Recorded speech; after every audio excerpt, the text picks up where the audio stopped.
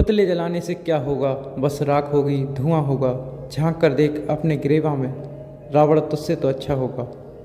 दोस्त, रावण एक ऐसा व्यक्ति जिसे कुछ लोग सही कुछ लोग गलत मानते हैं। रावण महान शिव भक्त और ज्योतिषी भी था, जिसने शिव तांडव की रचना की। रावण की 7 ऐसी बातें हैं जिसमें से आपने एक भी बात मान ली तो आपका जीवन दूसरों से अधिक सफल और आसान हो जाएगा। दोस्त, इस वीडियो को आखिरी तक जरूर देखें। आज के समय में ये बातें सत्य साबित होंगी और सीखा तो कहीं से भी जा सकता है। निर्णय की पक्की रहो। रावण ने अपने नाना सोनाली से कहा, जो मैं एक बार ठान लेता हूँ उससे मैं कभी पीछे नहीं हट सकता। मृत्यु का भय एक वीर पुरुष को अपने वचन से विमुख नहीं कर सकता। किसी की परवाह मत करो। हनुमान जी द्वारा लंका दहन के बाद रावण ने अपने मंत्रियों से कहा, लोग मेरे बारे में क्या सोचते हैं, क्या सोचेंगे, मुझे इसकी परवाह नहीं। कुछ लोगों के लिए मैं देवता हूँ और कुछ लोगों के लिए मैं राक्षस हूँ। लोग केवल अपना स्वार्थ जानते हैं। आप में उसको स्वार्थ दिखता है तब आप उनके लिए देवता हो, और जब आप उनके स्वार्थ को पूरा ना कर सको तब आप उनके लिए बुरे बन जाते हैं। यह समाज अपने अपने स्वार्थ से ही चलता है। यह स्वार्थ ही देव, दानव और मनुष्यों में अपराध कराता है। अतः स्वार्थ को छोड़कर जो अपना जीवन धर्म व्यतीत कर सके वही पुरुषोत्तम कहलाता है। रावण की सेना को प्रभु श्री राम की सेना ने पहुंचाई तब रावण ने लंका को संकट से बचाने के लिए अपने भाई कुंभकर्ण को जगा दिया, परंतु कुंभकर्ण ने अपने भ्राता रावण के अधर्मिक कार्यकलापों को सुनकर उन्हें समस्त लंका के विनाश का उत्तरदायी ठहराया एवं उन्हें आने वाली पराजय की चेतावनी दी। यह सुनकर रावण ने कुंभकर्ण से कहा, हे अनुज कुंभकर्ण, जब विनाश के बादल चारों ओर से लंका को घेरे खड़े हैं तब तुम मुझे यह ना सिखाओ क्या उचित है क्या अनुचित है। हाँ, मैंने सीता का हरण किया और आज वही मेरी मृत्यु का कारण बनने वाली है।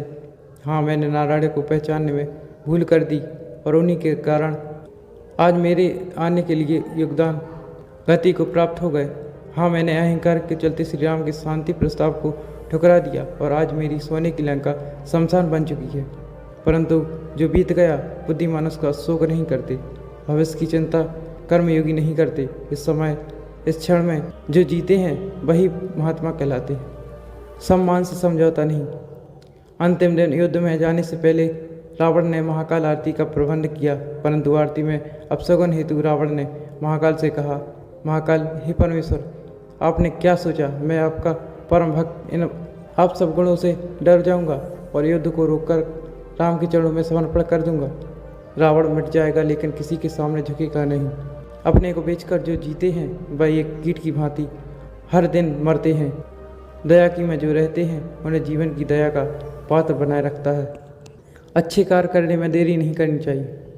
रावण कहते हैं, अच्छे कार्य को जितना हो सके जल्दी कर लेना चाहिए और अशुभ कार्य को करना भी पड़े तो उसे जितना हो सके टालने का प्रयास करना चाहिए।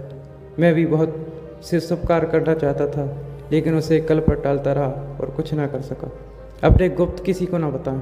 अपने जीवन के गुप्त रहस्य अपने पुत्र, पत्नी और भाई को भी नहीं बताना चाहिए, क्योंकि रिश्ते और नाते बदलते रहते हैं। जब विभीषण लंका में था तब मेरा था, पर श्री राम की शरण में जाने के बाद मेरे विनाश का कारण बना। शक्ति और पराक्रम के माध्यम से इतना अंधा नहीं होना चाहिए कि शत्रु तुच्छ और निम्न लगने लगे।